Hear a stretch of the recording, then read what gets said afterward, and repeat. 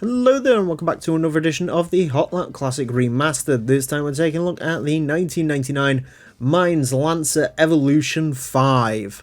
This is one of our first cars to come from a tuner. The other one we've had is the Mugen Accord, and while that one was essentially just a normal Accord but a little bit slower with some aero parts, this is sort of pre-built to be a bit of a monster. And interestingly enough, this car has about half the parts of it are upgradable and half of them aren't. So for example, you can't upgrade the clutch in this or the LSD or anything like that, but you can put more power into it. So you can put a stage 1 turbo in it. And that might make this thing a little bit sort of potent, because those stage 1 turbos are basically wherever in the rev range you've got turbo boost. So this could be interesting. 4-wheel drive, 526 horsepower, 993 kilos. It is a very light car, this. The one disadvantage this car has normally in career mode is it only has 5 gears, and the top speed on it is terrible. It's like 120. But here, that won't really matter. So we'll see how this gets along with 6 laps of the Motorsports Land track. Our current leader is the Daihatsu Storia Rally car, a 28.410. The Mines Evo, if it plays its cards right, definitely could sort of be a contender towards the top of the board. I don't really know where this could go. Ideally for me, this wants to be under 29 seconds. With those statistics, if it drives nice, it definitely should be able to get there. And judging by that, it certainly will be able to get there. I should also mention, don't worry, this isn't actually the quickest Evo in the game. There are other Evos that are quicker than this, i.e. the normal Evo 5 and 6, because they have more things you can upgrade. As I mentioned, this, I think the only upgrades you can really do to it are suspension and stage 1 turbo. So for the other Evos and stuff, they have far more power potential. I don't think they can weigh quite as little as this. This is, again, a very light car, weighing under a ton, which could play against it. 28.613. If the TVL Cerbero was still at the top of our board, this would have just beaten that. So all to play for, definitely. It feels quick. It feels nice to drive as well.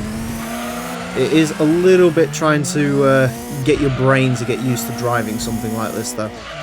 As you can see, as I'm 4-wheel drifting it everywhere, that's quite fun. Not particularly quick, but good fun. Although it doesn't really matter because that time is invalidated. Although, despite having to drive through most of the second sector again, it was still quicker, or was still almost as quick as that Daihatsu Opti Club Sport. Maybe that's the real challenge here, is try and get it so the when a car invalidates its lap, try to get it to beat the Daihatsu Opti Club Sport. We're getting close to beating that other Daihatsu, the main Daihatsu, not the Opti Club Sport. Oh God. It's terrifying to drive something this quick after driving that Astra. Driving the Astra sends you to sleep. Driving this really does wake you up, and there it is. It's quicker. The Evo-pocalypse has begun, and in fairness, that wasn't even that good of a lap. It's so lightweight, it just bounces all over the track. I think this might be quicker, although that is an incredibly unconventional lap. So I don't really know. What I do know is it is now the quickest car we've ever had. So, sorry Daihatsu, it was good seeing a Daihatsu right at the top of our leaderboard, but you have been superseded by the mighty Mines Evolution. And the times are all over the place. Yeah, I don't know how much you can read into that Sector 2 on that fort flap, because, again, it's all weird on how it all works out. It's a mental thing to drive. It's so lightweight, it just sort of bounces its way across the track. It's a bit mental. I wouldn't say I'm driving at my best there, but don't really matter. It's got the jobs done, hasn't it? A 28.209 will plonk this into first place. It was fun knowing you, Daihatsu Storia. It was fun knowing the Wiegert Vector as the quickest non-race modded car. But none of that's true anymore, because the Mines Evo is at the top of our leaderboard.